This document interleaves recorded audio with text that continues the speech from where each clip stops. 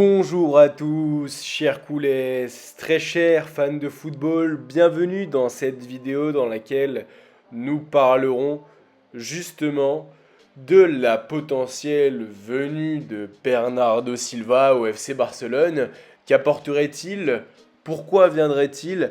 À la place de qui? Qui? Comment? Nous allons voir justement dans cette vidéo. C'est ainsi qu'il se doit de commencer par les statistiques de Bernardo Silva. De manière purement factuelle, Bernardo Silva a joué 49 matchs cette saison, a marqué 4 buts et a tout simplement émis 6 passes décisives. En réalité, Bernardo Silva est un joueur plutôt décisif. Il est décisif, il a énormément d'expérience, certes. Hélas, Bernardo Silva, justement, il n'est plus tout jeune, car il est essentiel de rappeler le fait que Bernardo Silva a 31 ans et il va vers ses 32 ans au mois d'août. Donc en réalité, certes, ce n'est pas la fin de carrière, mais nous pouvons dire de manière potentielle qu'il a dépassé, entre guillemets, la fleur de l'âge. Donc qu'apporterait-il au milieu du FC Barcelone?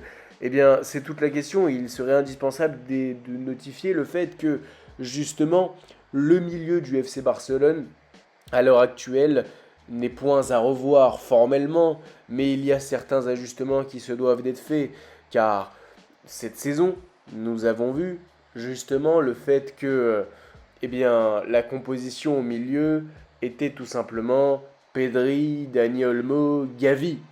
Au milieu, c'était ça. Et Dani Olmo, excusez-moi, on peut dire ce qu'on veut, sa saison, elle n'est pas resplendissante. Et Dani Olmo, bon, il est en réalité plus jeune que Bernardo Silva, hein. Dani Olmo a eu 28 ans le 7 mai, mais Dani Olmo, en réalité, ne fait pas de performance excellente, et surtout dans les gros matchs, et c'est justement ce qui lui reprochait, on l'attend dans les gros matchs. Et en réalité, Bernardo Silva viendrait justement, pourquoi pas combler cet entre guillemets poste au milieu de terrain, car justement Dani Olmo malheureusement a déçu certains fans cette saison. Et en réalité, Bernardo Silva viendrait justement combler cela, car en réalité, Bernardo Silva et Dani Olmo ont à peu près le même profil, c'est-à-dire ce mélange entre milieu offensif, milieu box-to-box et milieu relayeur. En réalité, Bernardo Silva et Dani Olmo peuvent construire, frapper au but, marquer et bien même défendre à certains moments. Les deux profils sont similaires. Et là, je trouve à titre personnel que Bernardo Silva, et selon aussi certains autres fans, Bernardo Silva serait plus performant qu'un Dani Olmo. Pedri, en réalité, il est intouchable au vu de son talent, au vu de ses performances cette saison, et cela est tout simplement dans la continuité des 6 dernières années. Eh bien, c'est ainsi qu'il faut justement parier sur Bernardo Silva. Le deal serait ainsi déjà fait. Il serait possible que cela s'annonce après la Coupe du Monde.